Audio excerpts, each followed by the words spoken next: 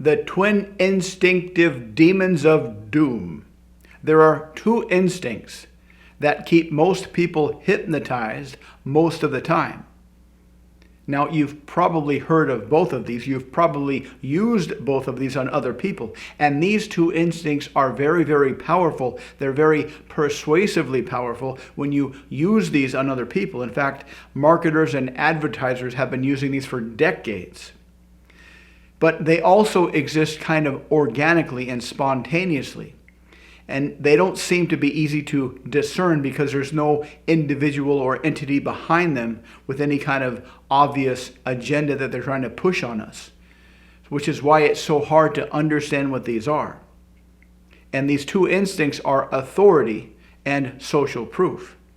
The way authority works is whenever an authority figure speaks or does something, we accept that without question.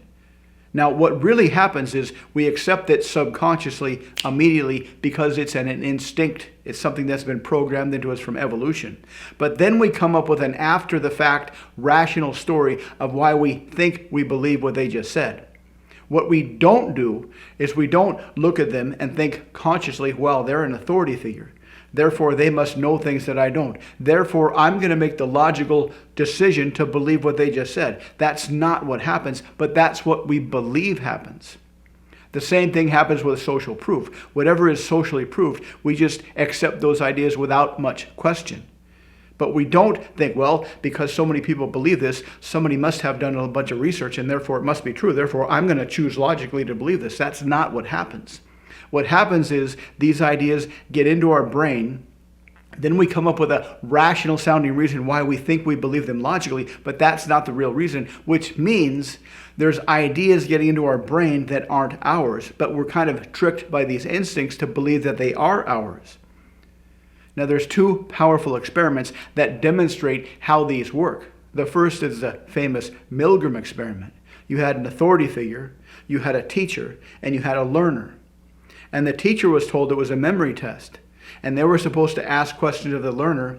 And if the learner got the answer wrong, they would give them an electric shock. The shocks were fake, but the teacher thought they were real. And the person was pretending to be in pain when they got shocked. But the real test was to see how many people in the teacher position would give a shock to an innocent person. And 2/3 of people gave a shock to an innocent person.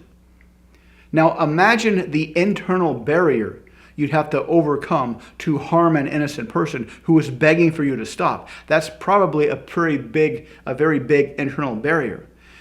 The internal barrier to believe what somebody said is probably a lot lower. So the authority instinct, when it comes to beliefs and what authority figures say to us, is probably a lot lower, which means a lot more than 2/3 of people just believe things because they came from an authority figure. For the social proof instinct, the Asch conformity test is kind of similar. You have a guy sitting in a room.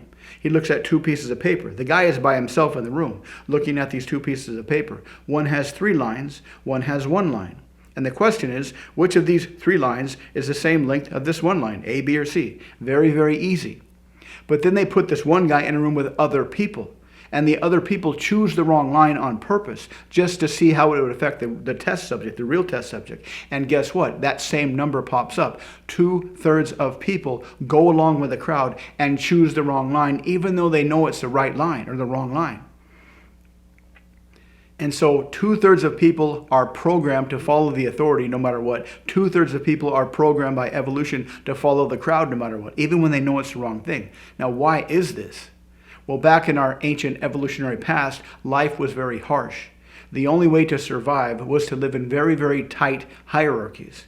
And it was okay to never do your own thinking. That was a benefit back then. But today, if you let other people do your thinking, you're not going to be very successful.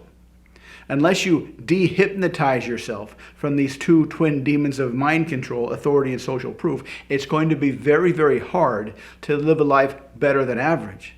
It's going to be very, very hard to choose your own path in life and go after your own ambitions and live your purpose. So how do you dehypnotize yourselves from these organic two instincts that control a lot of people's minds these days? Well, the first step is to ask yourself questions. Would I believe this if nobody else believed it? Would I believe this idea if it didn't come from an authority figure? Would I believe this if I was the only one on earth who believed this and everybody thought the idea was stupid? This is a very, very difficult thing to ask yourself. But the real way to dehypnotize yourself is to get rid of these copied ideas that are in your head and replace them with your own experiences, to do some actual testing out in the world to see what really is true.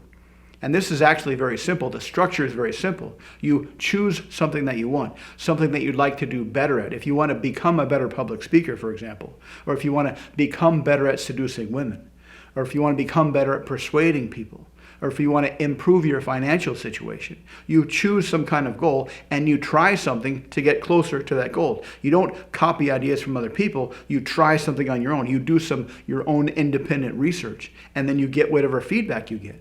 If whatever you did got you closer to that, fantastic. Do more of that. But if whatever you did got you further away, that's fine too. But that's valuable feedback. You can use that valuable feedback to try next time, to try something different next time.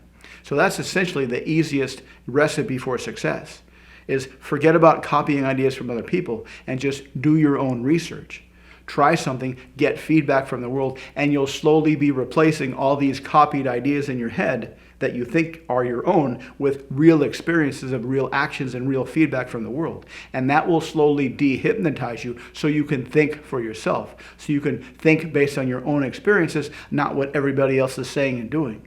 This is kind of difficult. It's kind of lonely, which is why not a lot of people achieve very much success. It's very, very easy and very, very comfortable to take ideas from the hive mind and authority figures and stay safely on the sidelines with everybody else. It's not so easy to go out on your own, to think things that are different from what everybody else thinks. It's not so easy to achieve massive success. But if you want to achieve success, this is the path: to dehypnotize yourself from authority and social proof and gain your own experiences and continue to gain your own experience and learn from your actions, not from copied ideas. So let me know what you think in the comments. If you'd like to learn more about how to do this, check out the links below. Thank you for watching. Please like and subscribe, and I'll see you next time.